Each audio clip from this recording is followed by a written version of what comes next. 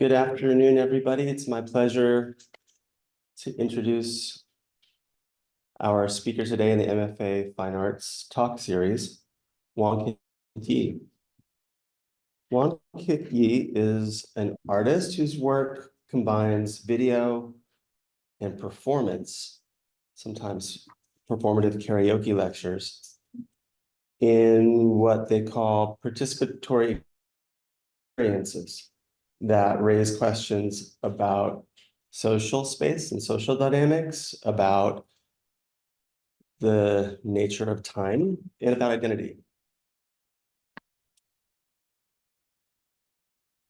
Wong Kit Yi is performed and or exhibited at M+ in Hong Kong, Tate Modern in London, the Queen's Museum in New York, FRONT Triennial in Cleveland, Ohio, Parasite in Hong Kong, Taipun Contemporary in Hong Kong, the San Francisco Art Institute, Amont Foundation here in New York, SCAD, the Savannah College of Art and Design, Tank Museum in Shanghai, P in Berlin, Surplus Space in Wuhan, the Latvian Center for Contemporary Art in Riga, Latvia, West Bund Art Center in Shanghai, and Rush Philanthropic Arts Foundation in New York.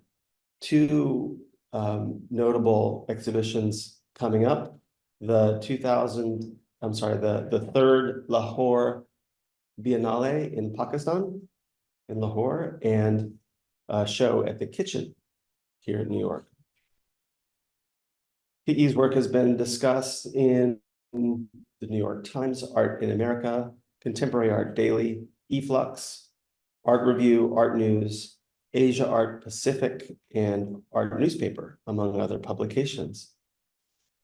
And her work is in the collections of the M+ Museum in Hong Kong, Caddis Art Foundation in Paris and San Francisco, and the Ackland Art Museum in Chapel Hill, North Carolina.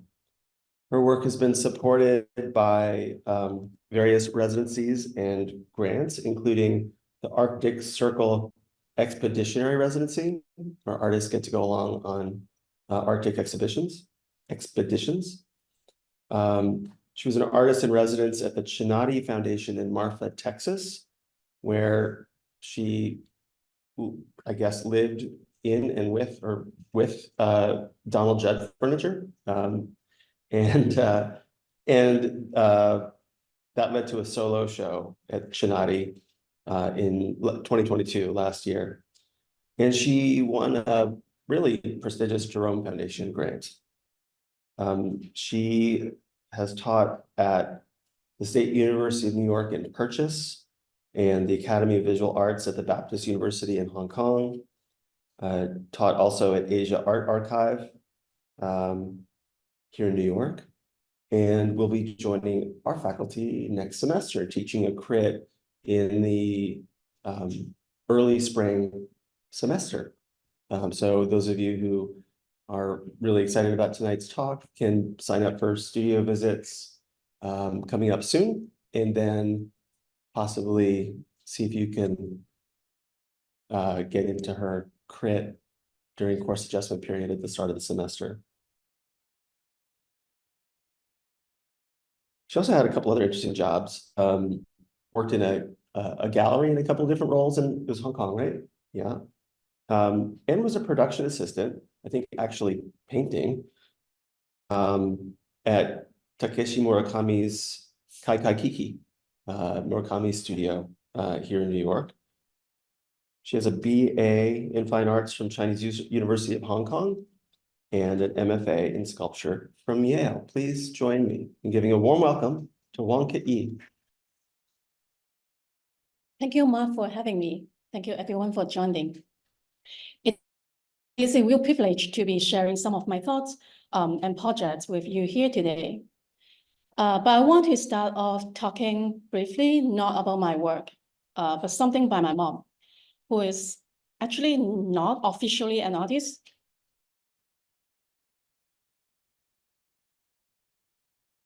So Like all of you here today, once upon a time, I was an art student too. I did my undergrad at the Chinese University of Hong Kong.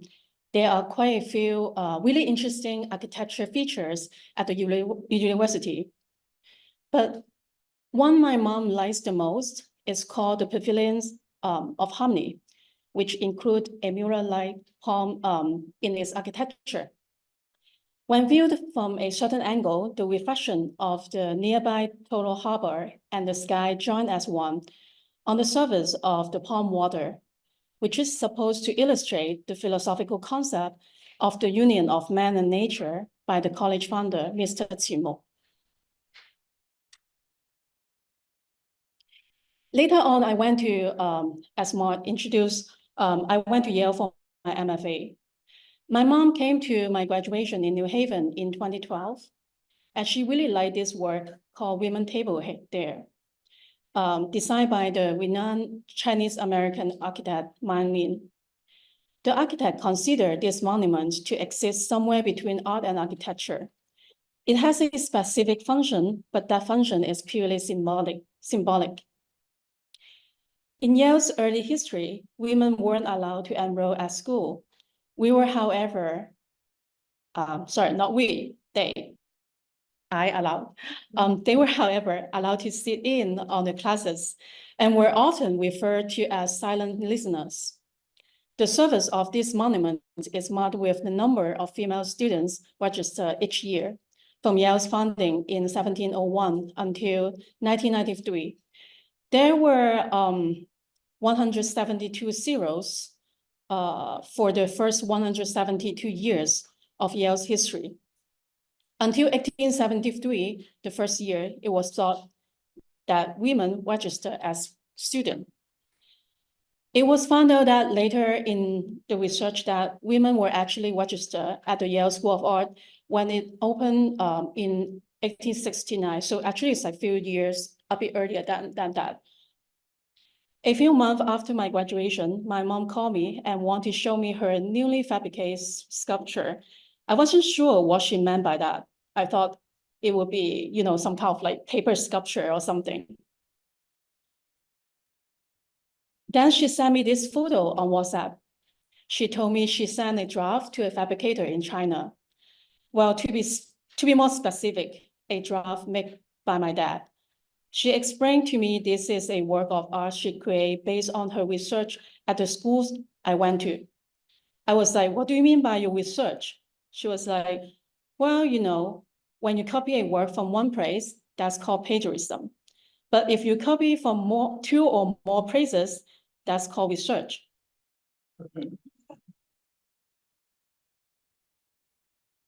So,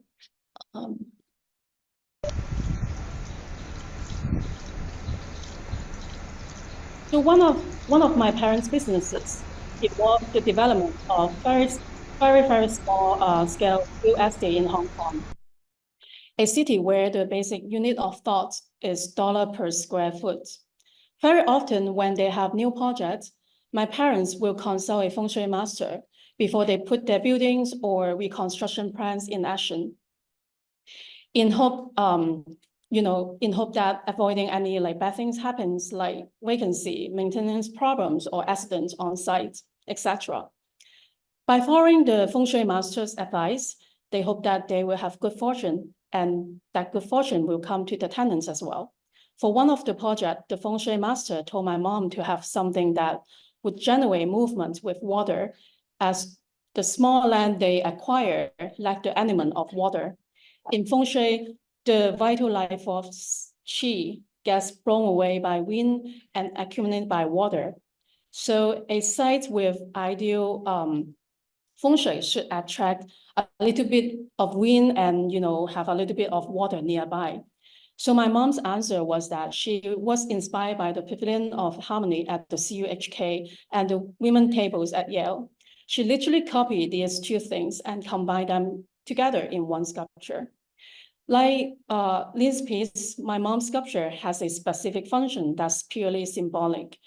In this case, it symbolizes good energy, which brings psychological well-being to the tenants and themselves. Okay. I'm going to play a little clips first and I will explain later.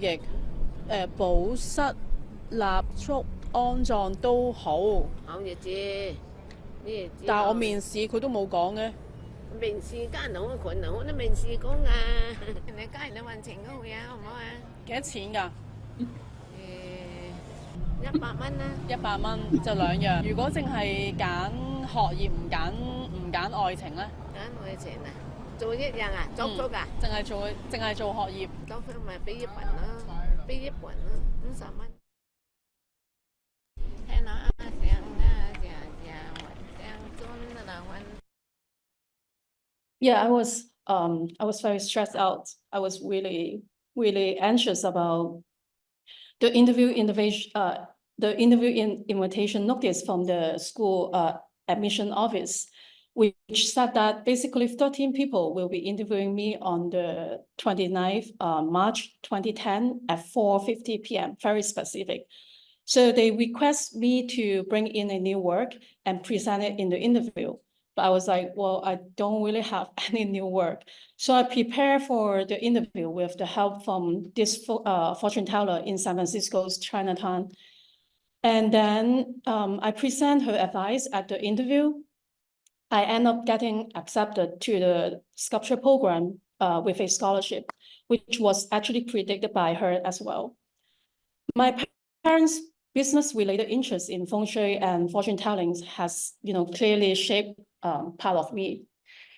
In much of my work, I have been interested in things that are somewhere between the official dichotomy of art and science, and that often get dismissed as pseudoscience. I'm interested in how people try to define what science is and isn't, and the implication this has for knowledge production. Take feng shui, acupuncture, or traditional Chinese medicine, for example. These have long been like some kind of mysterious subject to many people. But who gets to define these things as pseudoscience? Based on what criteria? And who is the definition for?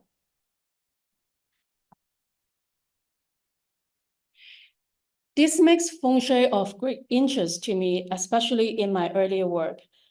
Even while I don't think it's important, it's not so important for me to decide whether I believe or disbelieve in it. I'm drawn to it partly because I still don't quite understand the system behind it. I'm curious about the connection, if there is any, between the physical reality and the advice given by the feng shui master, and about the way these feng shui masters see an alternative world. I think feng shui involves, some kind of culturally specific beliefs that might be lying somewhere between the science and religion. Is something more than a petty ritual and often effective on a practical levels when you are thinking about space, but less structure than a firm system and still very metaphysical. Now I want to introduce a pseudo medicine, which I brought one here today, that I launched during the pandemic in 2020. Yes, pseudo, but it really works if you insert some kind of imagination. So during the pandemic, our movement over long distances was definitely heavily restricted. While we were all doing quarantine at home and not going anywhere, I was commissioned by the Public Art Fund to participate in Art on the Grid, a citywide outdoor exhibition in New York. In response to the temporary closures of museums, as well as the Black Lives Matter protests happening in the city at that time, Public Art Fund wanted to showcase work of art in public spaces and use bus shelters to do so. This project featured around 50 emerging New York-based artists. And these were my bus stops. And some documentations by a stranger. My Yes Jet Lag patch was a play on this no jet lag pills products. I had to switch the pills to patch, basically because the curator was a little bit, concerned, a little bit worried a Yes Jet Lag pills would be too real. If possible, they were worried that people might OD on them.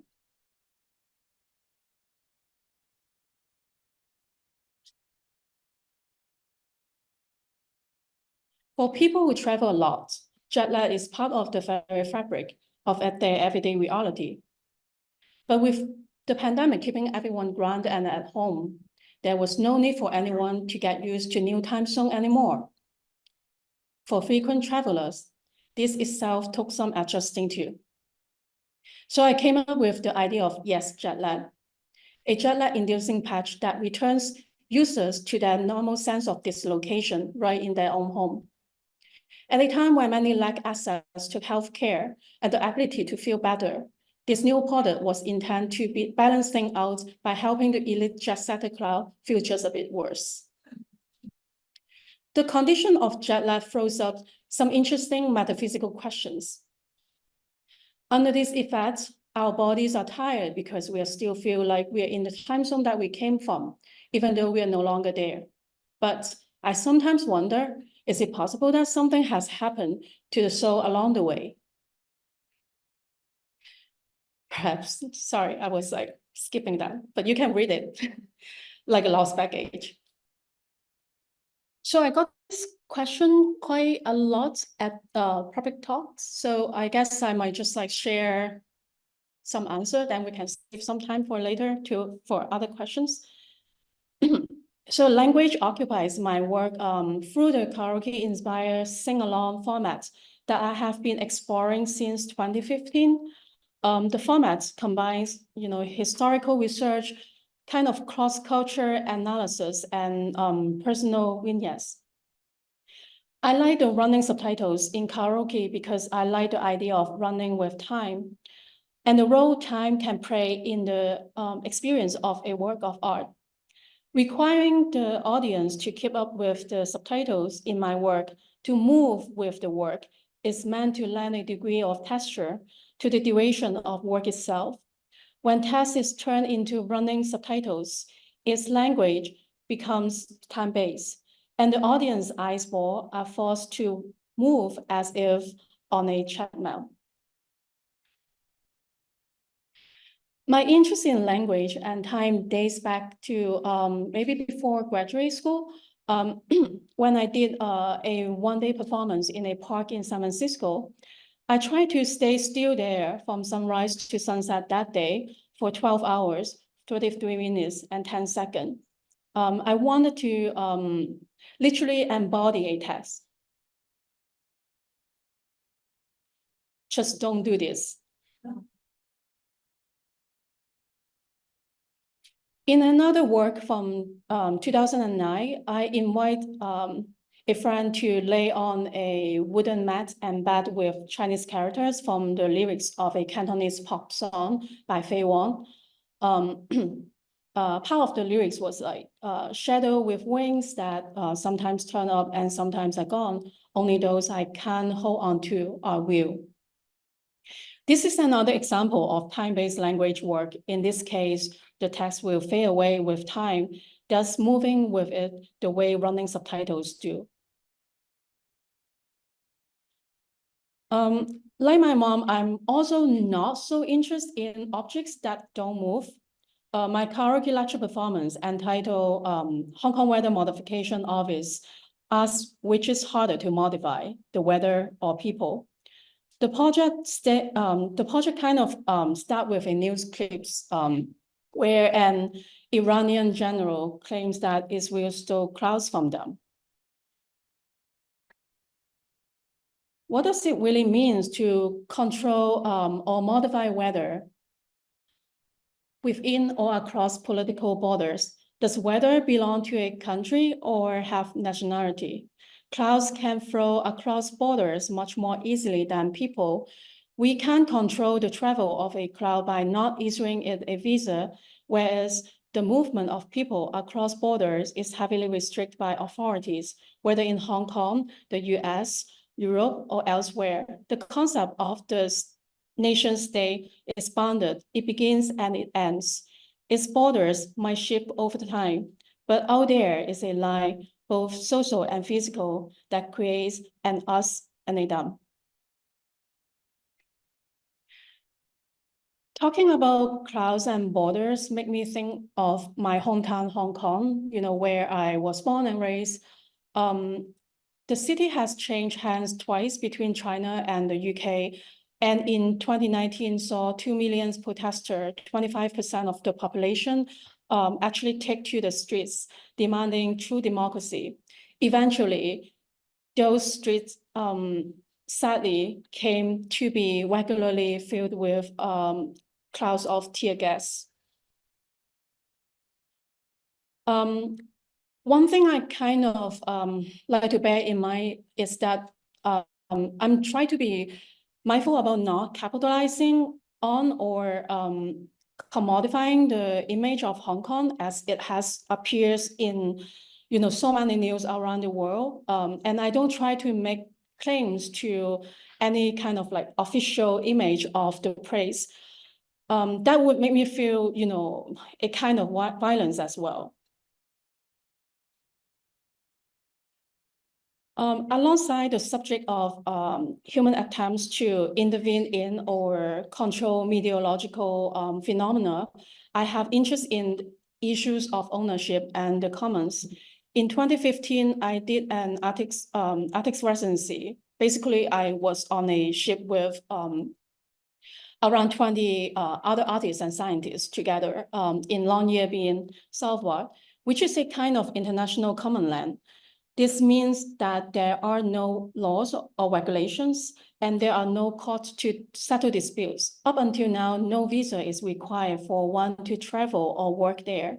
I like to explore such extreme environments in hopes for better understanding our world. I want to come to Malta because I am fascinated by its 180 adjacent miles that border Mexico, encircled by the desert landscape, and also by the meteorological borders between the drier Pacific air in the west and the moist Gulf of Mexico air to the east, which produce dramatic weather conditions. Or at least, the paragraph I just read out was my original proposal, a part of my original proposal to the Chinati Foundation Artist in Residency Program, which is in Malta, Texas. I end up actually not doing any of this. Like none of this I said in the proposal was what I was doing there.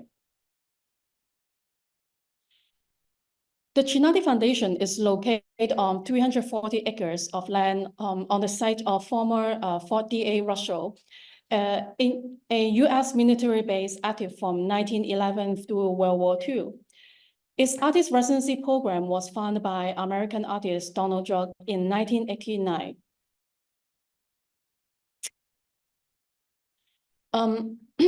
The foundation provides an apartment, which is one of the old military barracks there on the museum ground, and a studio in downtown area.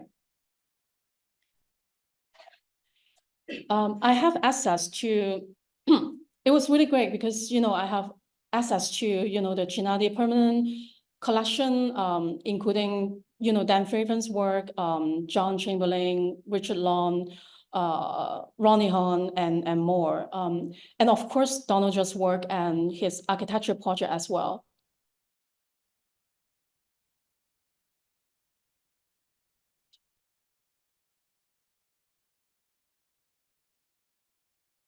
And I got to sit on the foundations, really uncomfortable furniture, which seems to have made by or inspired by Donald Judd, who believed that seats were for eating or working in. And that if you want to, be comfortable, you should just lie down somewhere. Like for him, he created a bed for himself. Which also, the day bed is also in a lot of his studio too. Where he think that, if he want to take a rest, he will lie down there and then he can like take a rest and look back to his work in a more refreshing way. And I could see RM from BTS in person there.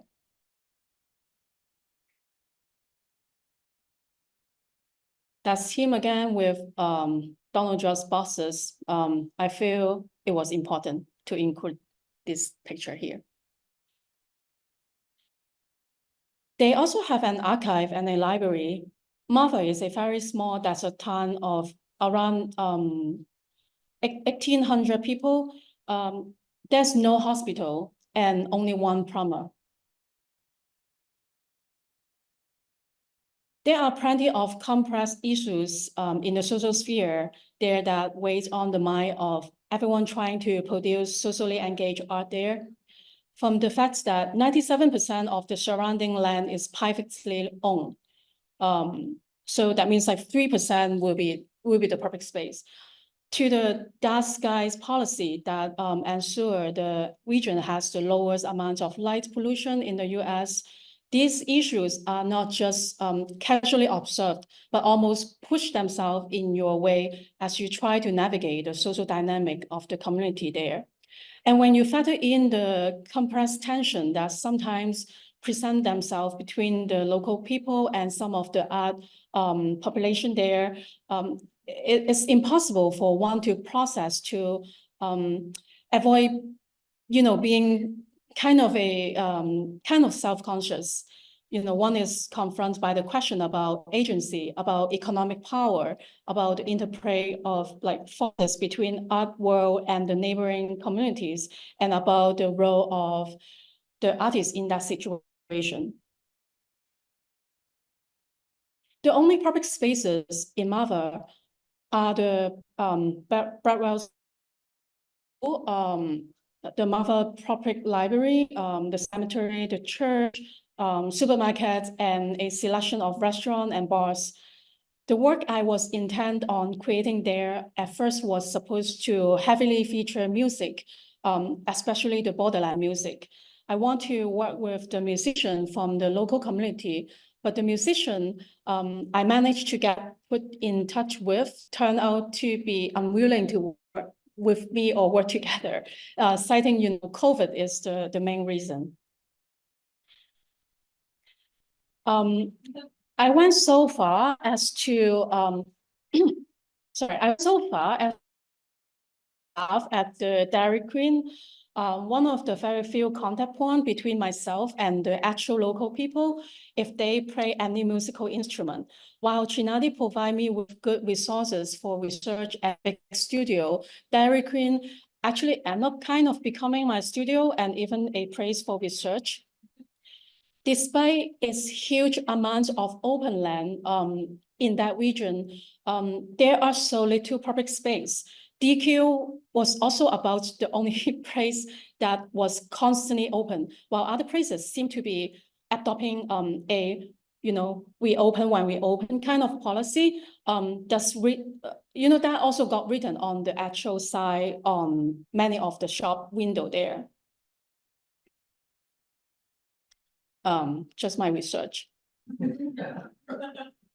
Yeah, research, more research. In the end, I kind of, wanting to see if there's other possibilities to work further along without inviting the local people or other musicians, and focus instead on, researching the music collection that Donald Judd, who it turned out was obsessed with bagpipes, actually. That's quite interesting things to find out. I eventually create my own bagpipes for my video, which was made from the trash bags bought from the local supermarket. I present the work in progress in my open studio events. It was a karaoke style video essay titled "Dial 432 to See the Lights." The title refers to the local area code 432 and a strange phenomenon called the Marfa light. Look it up, it's kind of interesting, but I'm not going to talk a lot about that light here. But bagpipes were a main focus for me, allowing me to tie in a particular interest of Donald Judd's with an important feature at Hong Kong's handover ceremony in 1997. For now, I'm working with the curator Alison Bernstein at the kitchen on bringing elements of this video together with materials from the kitchen archive, which we are very likely to focus more on the video distribution in the 1980s. This will be launched at the Video Viewing Room online platform this December, but we are going to also work on a longer collaboration project, which will launch next year fall. Okay, let's return to the question of why karaoke.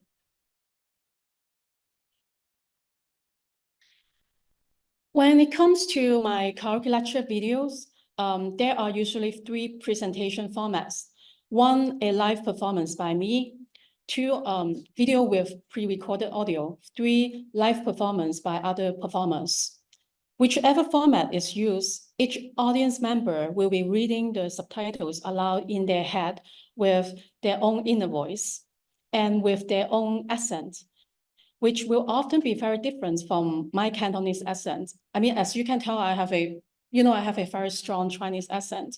It's a kind of double narration, even though we are both working with the same word, because my accent can automatically shape the tone in which I read out certain words and can make it very different to that which might automatically result when a native English speaker read the same words. As such difference in tone can end up producing actual differences in meaning, because the tone in which we say something can often tend to imply something else. The most obvious examples of this happen when we are saying something in, say, a questioning, sarcastic, or like firm or doubting tone. But I think perhaps it happens on more subtle levels sometimes as well, that might be not very conscious about. The commission work by the FRONT Triennial is titled "Inner Voice Transplant."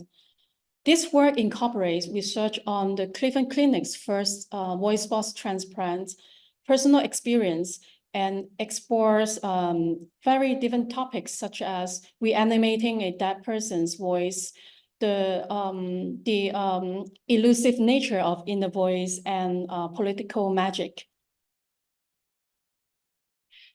In it, I weave together stories about healing that took place in Cleveland and Akron with my own anecdotes from my hometown of Hong Kong and China, including one involving my mom's diagnosis of a very, very rare lung disease, which there is no cure. I question whether healing is always a possible or appropriate goal.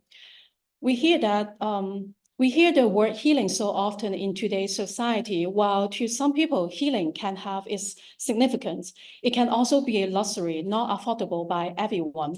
Not everybody can be healed. And maybe not everyone needs to be healed. Sometimes I feel like the word healing is beginning to seem like a generic over-the-counter medication that can be thrown at any problem. And perhaps it can cause additional problems.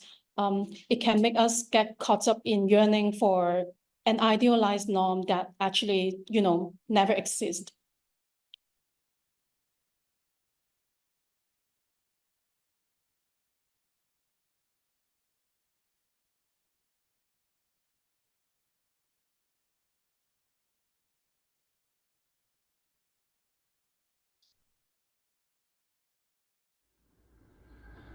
The idea of stealing souls reminds me of another kind of pilgrimage, also made in sickness of sorts.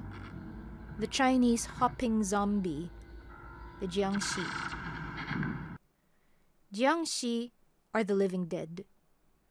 Their souls are stuck and unable to leave their deceased bodies into the next stage of the life cycle, either because of unpeaceful deaths, such as murder, or other unresolved matters. Jiangxi literally means stiff corpse. Because the joints and muscles of corpses become stiff through rigor mortis, when we see Jiangxi in popular culture, they are unable to bend their limbs. They move around by hopping, while balancing themselves with their arms straight out in front of them. It is said that Jiangxi's breath is so horrifically bad that a single exhalation into your face by one of them could kill you. And unlike Western zombies who eat brains and flesh, Jiangxi can suck the soul straight out of you via your mouth and nose. They feed off the energy, the qi, that is a person's vital life force. They also absorb moonlight and starlight from above. Some even transform into floating balls of light in order to lure victims. Given that they're blind and dependent on their non-visual senses, if you ever see a Jiangxi, you're advised to hold your breath, which can make you temporarily undetectable by them.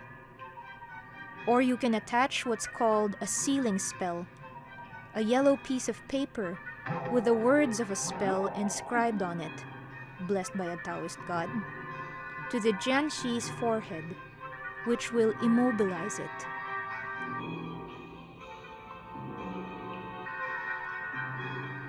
Some explanation of the Jiangxi phenomenon trace its origins to the inability of certain families in the past to transport deceased members' bodies back home. Hiring a Taoist priest versed in necromancy to conduct a ritual that would reanimate the dead becomes an inventive solution. The priest would then show the reanimated corpse the way back to its family. Other explanations trace the phenomenon back to the way that corpses used to be vertically erected and attached to bamboo poles during transport, thus appearing to hop when carried. It was believed that the sight of a dead body was a bad omen, so a priest accompanying the transportation would bang a small gong to let people know they were passing by. Popular visual depictions of the Jiangxi have them decked out in the uniform commonly worn by Qing dynasty officials. Some see this deriving from the anti-Qing sentiments of the Han Chinese population during the days of the dynasty. Taking things a step further, some say the Jiangxi story originates with anti-Qing activists who carried out their logistics operations under the guise of transporting corpses, so as to elude, often by way of frightening off, law enforcement officers. In such instances, activists used fear to combat members of a state apparatus that so often deployed fear as a weapon against the people. Jiangxi are often portrayed as not having any subjectivity. They have no mind of their own, and certainly no inner voice. They have no recollection of their previous life, and no sense of purpose in the afterlife they find themselves in. They do everything unconsciously, as if they are programmed.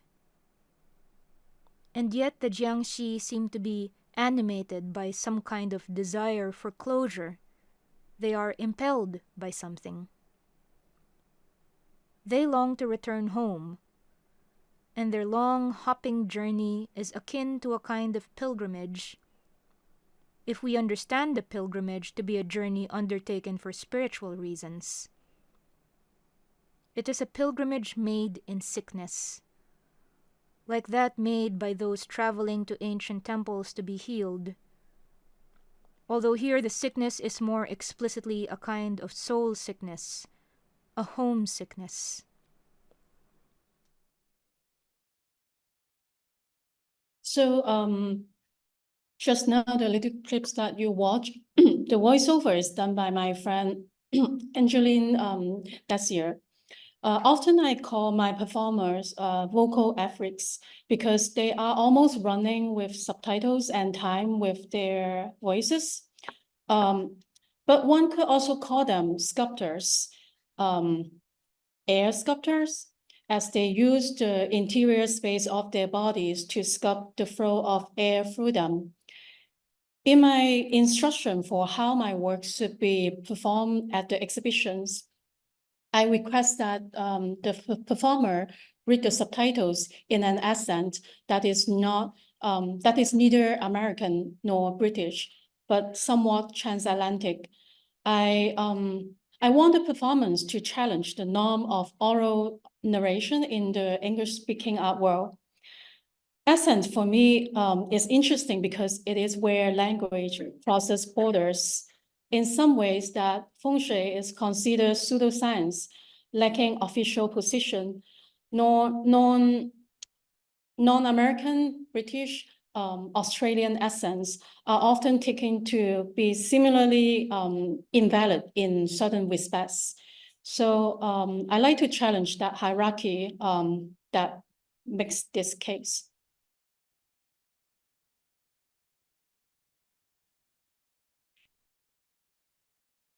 And the image that here is actually at the Aman Foundation earlier this year.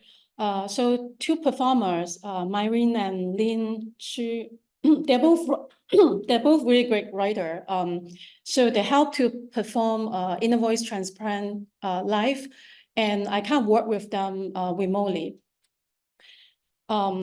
It's because of multiple reasons. It's just like I start to prefer to fly less just for environmental reasons. I tend to, if that is just one of, smaller scale events, I just feel like, artists might not need to always like fly in person.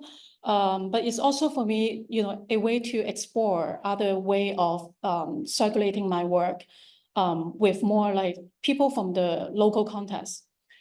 The division of the script is intended to be filled with like moments where Myrene and Lin Shu speak in unison,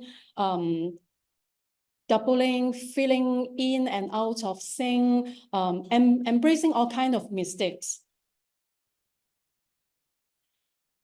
Although the work was commissioned for the FRONT Triennial, I wanted it to also kind of exist beyond this kind of biennial, triennial contest. I wanted to be able to kind of circulate wider. So I create this traveling kit with their own inner voice, with their own voice boxes that could be activated by other people. These kits here actually include a very baby size projector, so the work could be circulated and present in other museum, art space, or simply someone's home. So I'm ending with this presentation with a reading of a very short part of the work in a voice transplant in real time. has been used as an ingredient throughout its history. Its distinctive, warm, and lasting fragrance has also been found valuable in certain approaches to healing. This use of incense as a healing tool was assimilated into religious practices over history. It is said that prayers arise together with the fragrant smoke of incense, which carry them to the relevant god.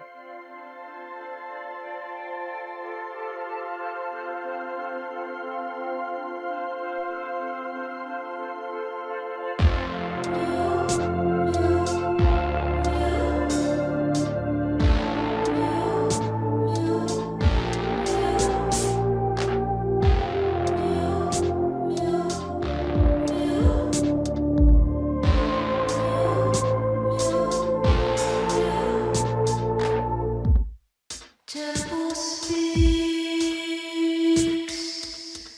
temple spell. The ash falls where it may.